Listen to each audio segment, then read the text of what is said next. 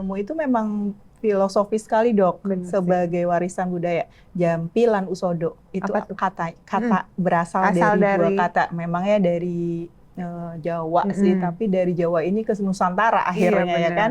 Jadi pengobatan yang didasarkan pada doa juga. Oh. Jadi memang nilai-nilai spiritual bangsa Indonesia itu sudah termaktub lah di situ gitu Iya, ya. benar-benar.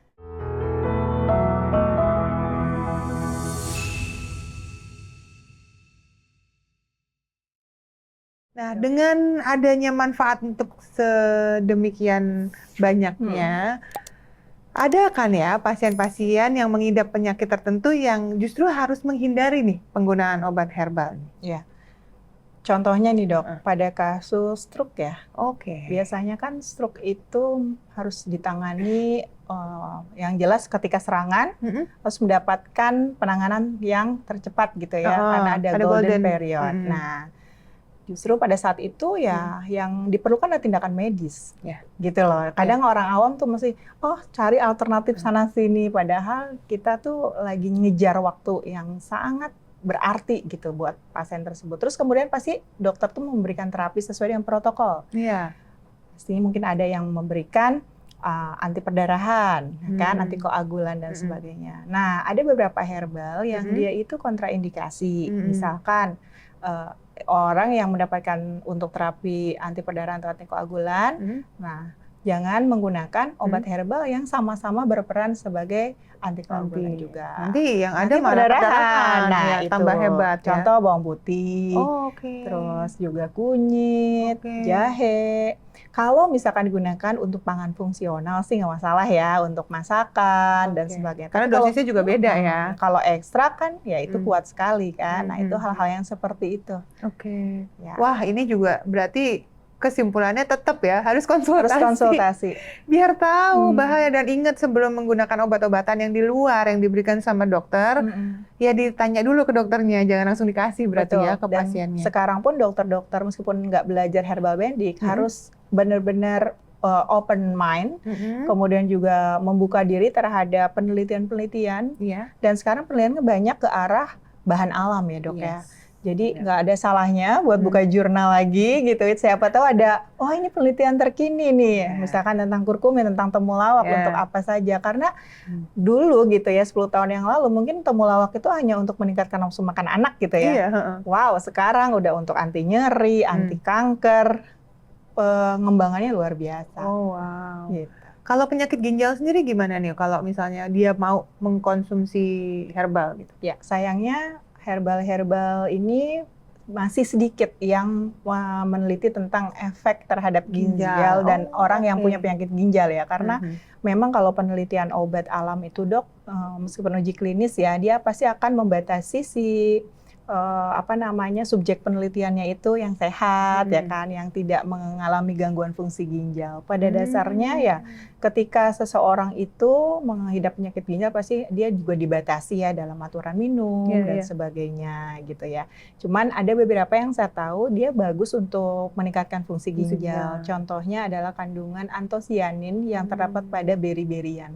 Itu yang saya tahu. Gitu yang sudah banyak penelitian di luar justru. Kalau di Indonesia masih terbatas sih. Iya. Berarti ya balik lagi ya. Harus konsultasi. Kita harus tahu kondisinya masing-masing. Konsultasinya ke dokter yang merawat. Jadi kembalikan lagi, dok, boleh nggak saya mengkonsumsi ini? Jadi biar beliau tahu kenapa gitu ya. Misal obatnya apa saja yang dikonsumsi, terus kemudian juga apa yang harus dibatasi, itu harus diketahui. Ini menarik banget ya, dokter Yanti. Kalau misalnya lagi praktek nih, sekarang kan berarti kan ada praktek di mana dok? Saya di Menteng dok. Nah di Menteng, berarti kan ada konsultasi tuh ya? Iya. Nah gimana sih tahapannya, saya penasaran loh.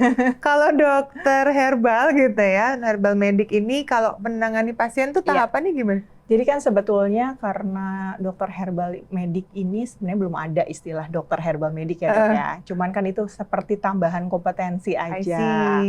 Jadi ya seperti kita layaknya dokter ya, anamnesa, kemudian juga kalau diperlukan ada pemeriksaan penunjang, baru penegakan diagnosis. Cuman bedanya pas terapi nih dok. Nah pas terapi berarti ngasih resepnya? Jadi kita kasih pilihan ke pasien, mau menggunakan obat konvensional atau mau menggunakan obat herbal. Oh gitu. Obat herbal pun mau menggunakan raw-nya atau mau menggunakan obat yang sudah terdapat sediaannya gitu. Kalau misalkan raw-nya saya bisa resepkan misalkan ya, rimpang temulawak 20 gram, rimpang kunyit 10 gram. Dan itu memang sesuai dengan yang tadi saya gunakan, jamu tersaintifikasi. Kalau tidak ada, baru saya cari literatur yang ada jamu yang sudah digunakan, sudah berabad-abad gitu lah ya. Sudah turun-temurun gitu, nggak ngarang-ngarang. Kalau saya ya, kecuali ya berdasarkan pemahaman saya aja, oh ini bisa nih ditambahkan dengan ini, dengan mempertimbangkan interaksi dan sebagainya. Terus kemudian mau menggunakan sediaan yang udah jadi nih, gitu. Ada OHT, obat herbal standar, ada fitofarmaka, ada juga yang masih jamu, tergantung kesediaannya. Gitu. Dan tergantung orangnya maunya prefer mana ya. Betul. Kadang dikasih jamu juga, aduh pahit gitu. Tapi kalau yang golongan jamu yang badan POM itu sama-sama dalam bentuk kapsul. Oh sama-sama kapsul. Oh I see. Atau dalam bentuk cairan. Pokoknya yang sudah dikemas. Gitu. Tapi jadi ready ya. Kalau jamu yang tadi kan ada dua arti dok, jamu itu ya kan. Ada maksudnya jampilan usodo tadi sama jamu golongan yang ditetapkan sama BPOM. Nah itulah bedanya. Ya.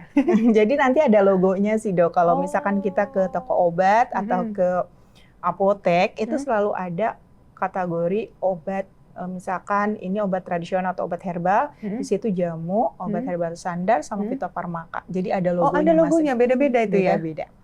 Bisa dilihat di situ. Bisa dilihat di situ dan itu memang harus diberikan edukasi sih ke masyarakat. Biar banyak belum tahu. Iya. Nanti bisa dimasukin logo-logonya ya. Logonya kayak apa biar pada paham. Betul. Karena kalau mau beli obat jangan dilihat cuma harganya lagi diskon. Iya, dilihat itu intinya gini, kalau misalkan jamu berarti kan pembuktiannya baru turun-temurun nih, ya kan. Kemudian obat herbal standar, udah mulai agak meningkat ke penelitian sudah ke hewan coba gitu. Nah, kalau mau yang istilahnya validitasnya lebih tinggi karena sesuai dengan IBM, Evidence Based Medicine, itu fitofarmaka. Cuman harganya juga pasti beda gitu. Pertimbangannya juga itu sih. Pertimbangannya jadi panjang ya, banyak. Gitu. Nah, kalau untuk anak-anak dan ibu hamil, penggunaannya berarti sesuai tadi ya, kategori tadi itu juga ya? Iya, dan kalau misalkan untuk anak-anak, gitu, saya biasanya merekomendasikan yang ditetapkan oleh Kementerian Kesehatan ya. Jadi Kementerian Kesehatan kita udah ada ya? Iya, mengeluarkan buku yang namanya self care atau asuhan mandiri.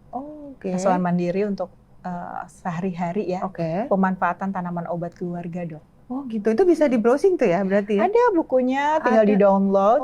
Oke, ini buat yang penasaran bisa tuh dibaca-baca ya? Ya, bahkan itu betul-betul yang dari mulai misalkan ibu hamil, kemudian melahirkan, ibu menyusui, bocah, anak kecil, balita, teens, remaja, dewasa, lansia, usia produktif, lansia, itu semua tuh ada penggunaannya dok, gitu. Oh wow, keren. Kementerian Kesehatan udah keren sih, luar biasa udah maju banget. Istilahnya benar-benar yang melihat potensi herbal kita, terus bagaimana ini bisa bermanfaat dong untuk masyarakat. Siapa tahu rempah-rempah Indonesia bisa mendunia jadi pengobatan rujukan dari negara-negara lain, gitu kan. Ya dok. Nanti bukan cuma ini ya, apa yang tadi Chinese traditional medicine. Jadi tapi jamu. Indonesian traditional medicine kali aja ya.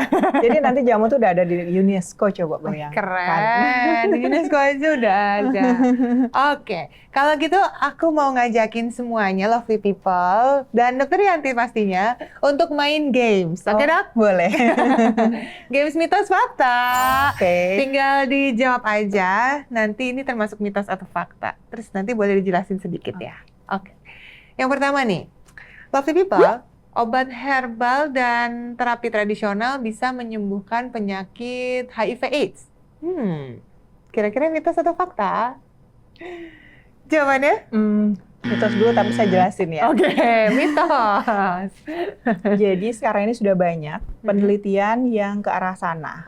Meneliti potensi natural ingredient atau bahan alam ini untuk anti HIV. dan sudah banyak pembuktian, cuman uji klinisnya masih terbatas. Terbatas. Gitu. Saya pun masih belum melihat uji klinis, baru uji preklinis kayak gitu. Misalkan nih dok, ada sambiloto yang sering digunakan untuk pahitan ya kan. Yeah. Terus teh hijau juga gitu. Intinya dia ke imunosupresif. Terus juga dia meningkatkan ini dulu ya, apa namanya daya tahan viral load-nya, viral load-nya, menurunkan viral load-nya sehingga bisa virusnya menurun jumlahnya. Iya. Tapi itu jadi memang belum dipublikasikannya karena clinical trial-nya masih terbatas. Belum. Ya. Jadi sampai sejauh ini belum, tapi ya moga-moga. Tapi itu dia. Sekarang pun misalkan kalau dikombinasikan harus diteliti interaksi dengan anti HIV-nya dok. Gitu. Jadi masih terbatas. Masih terbatas. Ya moga-moga ada lah ya nanti ya ke depan. Nggak ada salahnya. So kalau misalkan nih ya kita konsultasikan ke dokter gitu, dok saya mau pakai ini untuk bisa membantu pengobatan gitu. Kalau dokternya mengizinkan nggak apa-apa. Gitu. Oke. Kalau gitu. Kita lanjut ke mitos fakta kedua ya. Ramuan herbal bisa menyembuhkan penyakit apapun. Mitos atau fakta? Mitos. Apapun ya. Penyakit hati nggak bisa kali ya kalau udah patah hati. Karena masih banyak yang belum membuktikan gitu. Penyakit tertentu belum terbukti nih. Jadi nggak semua gitu kan. Gitu. Terbatas pada yang diteliti saja gitu. Tapi luar biasa sudah banyak banget dok gitu. Bahkan ada di dunia kedokteran, di medis ya, di dunia kedokteran barat tuh nggak ada obatnya. Ditemukannya di Indonesia. Obat herbal. Kayak gitu dok. Misalkan ya hepatitis ya kan pada ya protokol-protokol umum ya kan. Untuk kasus-kasus ini kan masih di daerah-daerah susah ya untuk mendapatkan terapi. Gimana sih caranya untuk menyembuhkan hepatitis secara cepat? Nah, kebetulan saya pernah juga dinas di daerah, jadi kan ya udah yang gampang aja gitu ya, ambil temulawak, ambil kunyit, dan ternyata efektif gitu. Nah, yang semacam itu kan lumayan menolong banyak sekali. Sama ini ya, misalkan DBD nih ya, sekarang kan lagi banyak kasus DBD, misalkan musim hujan gitu. Dan sudah loh ada penelitian uji klinis ya ke manusia otomatis ya sudah diujikan daun jambu biji bisa menaikkan trombosit. Gitu ya, nah orang awam mungkin taunya jambu bijinya buat jus ya kan? Kan jus jambu. Padahal di penelitian itu daunnya. Oh, daunnya. Tapi yang diteliti kan namanya ini fitofarmaka ya, yang digunakan adalah ekstrak. Ekstraknya. Iya. Ini nggak perlu 5 liter kan minum jambu. Intinya kan sebenarnya itu untuk meningkatkan cairannya kan. Mau itu dari jambu biji, dari jus jus nanas, jus semangka juga nggak apa-apa gitu. Kalau menurut saya ya. Yang penting karena pengobatan DBD itu sebenarnya cairan ya, yang utamanya. Betul. Oke, next ini yang terakhir nih. Obat herbal bikin ketergantungan, mitos atau fakta? Mitos, nggak bikin ketergantungan. Justru nggak bikin ketergantungan sih, karena mekanismenya tuh dia sistemik gitu ya. Dia sebenarnya menciptakan keseimbangan dan sifatnya meregenerasi sel-sel. Banyak makanya yang mengandung antioksidan tinggi. Nah, antioksidan itu kan banyak sekali fungsinya, termasuk memperbaiki jaringan yang rusak, kemudian juga dia bisa menyeimbangkan segala sistem tubuh kita sehingga memperkuat kerja organ-organ tubuh. Oke. Baiklah, itu tadi seru banget ya ilmu baru nih tentang herbal medik yang banyak banget dipertanyakan sebenarnya, apalagi di dunia kedokteran ya. Banyak yang belum terbuka, mungkin pikirannya sekarang udah lebih terbuka. Jadi intinya bisa dipelajari. Bisa dipelajari. Yang penting kalau mau menggunakan jangan lupa konsultasi dulu. Supaya bisa sama-sama enak nih. Nanti dokter yang menangani juga tahu solusinya seperti apa. Semoga bermanfaat untuk semuanya. Thank you so much. Sama-sama Dr. Raisa. Terima kasih juga sudah mengangkat tema herbal sehingga ini akan mudah dikenal oleh masyarakat yang penggunaan herbal di Indonesia ini. Semoga segera dikukuhkan juga sama UNESCO dan mendunia nanti ya herbal medik ala Indonesia. Thank you. Dah.